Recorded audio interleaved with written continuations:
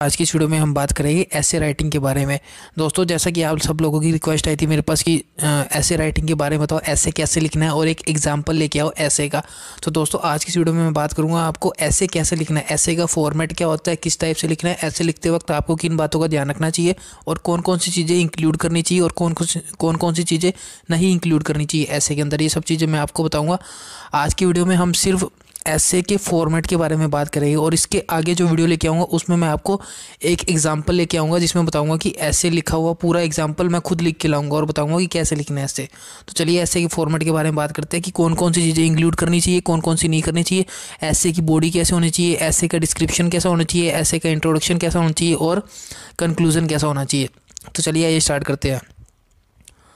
पहले मैं आपको बता दूं कि इंग्लिश सेक्शन में हमारे जो 20 मार्क्स की आती है वो आती है ग्रामर, और बाकी की जो 30 मार्क्स बचते हैं उसमें से 20 का हमारा आता है ऐसे राइटिंग और 10 मार्क्स का आता है ट्रांसलेशन, जिसमें आपको हिंदी टू इंग्लिश ट्रांसलेट करना होगा।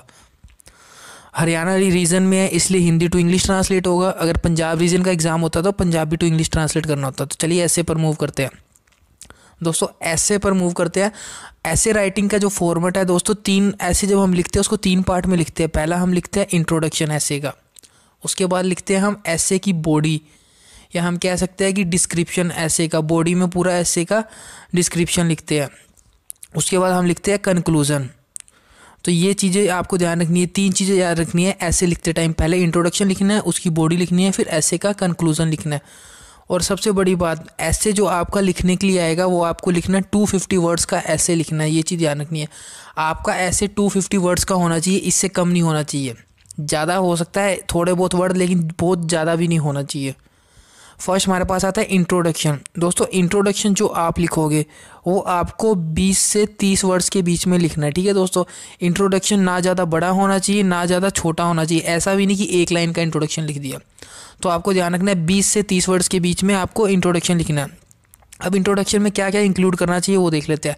पहला हमारे पास है इंट्रोडक्शन में जो जिस भी टॉपिक पर हम ऐसे लिख रहे हैं तो उस टॉपिक की सबसे पहले हमें उसकी डेफिनेशन देनी है कि वो टॉपिक क्या है और टॉपिक की डेफिनेशन क्या है। उसके बाद टॉपिक की डेफिनेशन देने के बाद हम चाहे तो उस टॉपिक से रिलेटेड जो हमारी प्रेजेंट सिचुएशन चल रही है, जाहिर सी बात है दोस्तों आपका टॉपिक वही आएगा एग्ज़ाम में जो आपका करंट अफेयर में चल रहा होगा। ठीक है, तो करंट अफेयर में जो टॉपिक चल रहा है उससे रिलेटेड प्रेजेंट में क्या सिचुएशन चल रही है, वो न्यूज़ में क्यों है, वो हम इंट्रोडक्शन में इंक्लूड कर सकते हैं। नेक्स्ट हमारे पास है, एक चीज़ हमें ध्यान रखनी है जब भी हम इंट्रोडक्शन लिखे तो इंट्रोडक्शन में एक चीज़ ध्यान रखनी है कि हमें इंट्रोडक्शन में कभी भी एग्जाम्पल नहीं लिखना। मान लो हमारे पास पोल्यूशन का, या हम मानते हैं अभी टेररिज्म का चल रहा है, मान लो टेररिज्म का एग्जांपल लेते हैं। मान लो टेररिज्म चल रहा है तो हमें ये चीज़ ध्यान रखनी है कि टेररिज्म से रिलेटेड हमें अगर कोई एग्जांपल देना है तो वो हम उसकी बॉडी में देंगे, ऐसे की बॉडी में एग्जांपल लिखेंगे, लेकिन इंट्रोडक्शन में कोई एग्जांपल नहीं लिखना। ठीक है दोस्तों, ठीक है दोस्तों। तो बॉडी की बात होगी, सॉरी इंट्रोडक्शन की बात होगी। अब बात करते हैं हम बॉडी की। जब भी हम बॉडी लिखे या डिस्क्रिप्शन लिखे उस टॉपिक से रिलेटेड तो हमें किन किन चीज़ों का ध्यान रखना चाहिए। फर्स्ट हमारे पास है एक्सप्लेन अबाउट द टॉपिक और you can write types related to the topic. जब भी आप किसी टॉपिक के बारे में लिख रहे हो तो आपको उस टॉपिक को एक्सप्लेन करना है। जाहिर सी बात है आप बॉडी में उसको एक्सप्लेन करोगे, उसका डिस्क्रिप्शन लिखोगे। मान लो आप टेररिज्म के बारे में लिख रहे हो या पोल्यूशन के बारे में लिख रहे हो तो आपको उसके टाइप्स लिख सकते हो। जैसे पोल्यूशन के टाइप्स लिख सकते हो, एयर पोल्यूशन, नॉइज़ पोल्यूशन। अगर अनएम्प्लॉयमेंट का टॉपिक है तो अनएम्प्लॉयमेंट के टाइप होते हैं, अनएम्प्लॉयमेंट के टाइप्स लिख सकते हो।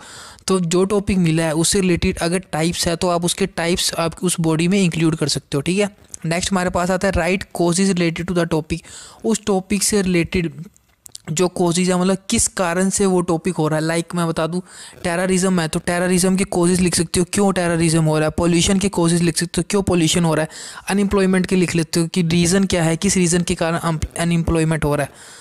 और उसके बाद लिखना इफ़ेक्ट्स ऑफ रिलेटेड कि जैसे टेररिज्म हो रहा है तो उसके क्या इफ़ेक्ट पड़ रहे हैं, पोल्यूशन का क्या इफ़ेक्ट पड़ रहा है हमारे देश पर, अनएम्प्लॉयमेंट का क्या इफ़ेक्ट पड़ रहा है। तो ये चीज़ आपको ध्यान रखनी है। नेक्स्ट हमारे पास आता है you can also add steps that is taken by government related to that topic. अब आप वो सारे स्टेप्स ऐड कर सकते हो जो आपको, जैसा कि मैं बता दूँ आपको, मान लो कोई टेररिज्म है, तो टेररिज्म पे आपका आया टॉपिक, उसके बारे में लिखना है, तो आप वो स्टेप्स लिख सकते हो कि गवर्नमेंट क्या कर रही है इसकी टेररिज्म से लड़ने के लिए। और एक चीज़ ध्यान रखनी, आप कभी भी गवर्नमेंट के स्टेप्स के बारे में लिख रहे हो तो हमेशा आपको पॉजिटिव लिखना है, ठीक है दोस्तों। चाहे पोल्यूशन से रिलेटेड हो, अनएम्प्लॉयमेंट से रिलेटेड हो, किसी से रिलेटेड हो, भले ही गवर्नमेंट कोई काम नहीं कर रही, लेकिन अगर आप गवर्नमेंट के बारे में लिख रहे हो तो आपको नेगेटिव नहीं लिखना दोस्तों, ये चीज़ ध्यान रखनी है, ठीक है। क्योंकि इंसान जो एग्जामिनर होगा वो यही चेक करता है बंदा पॉजिटिव है या नेगेटिव है, उसका क्या पॉइंट ऑफ व्यू है। तो आपको ध्यान रखना हमेशा पॉजिटिव लिखना है।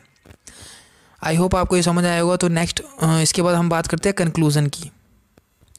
कंक्लूज़न दोस्तों हमारा हमें 20 से 30 वर्ड्स के बीच में लिखना है, ठीक है। इंट्रोडक्शन भी 20 से 30 वर्ड के बीच में था, बॉडी 200 वर्ड्स की लिखनी थी, और कंक्लूज़न भी 20 से 30 वर्ड्स का लिखना है, ठीक है। कंक्लूज़न आपको पता है समरी होती है उस टॉपिक की कि उसको समराइज करके लिखना होता है। तो देख लेते हैं उसमें क्या क्या ऐड करना है और क्या क्या ऐड नहीं करना।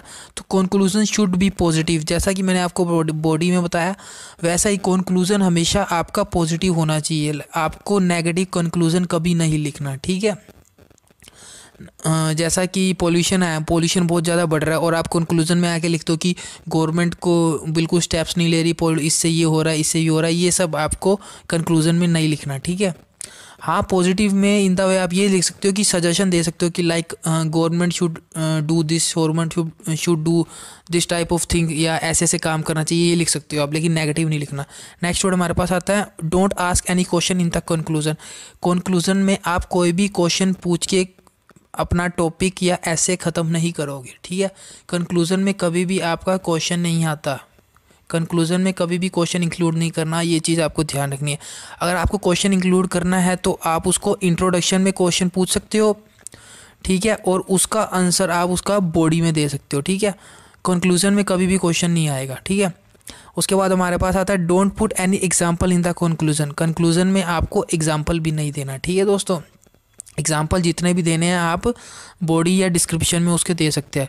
तो दोस्तों आशा करता हूँ कि आपको वीडियो पसंद आया होगा। वीडियो पसंद आए तो प्लीज़ इसे लाइक कीजिए, और इसके बाद मैं आपको किसी भी एक टॉपिक पर ऐसे लेके आऊँगा कि ऐसे किस टाइप से लिखना है, या मैं पूरा लिख के आपको टाइप करके लेके आऊँगा और बताऊँगा ऐसे ऐसे इंट्रोडक्शन लिखना है, ऐसे बॉडी लिखनी है और ऐसे डिस्क्रिप्शन लिखना है।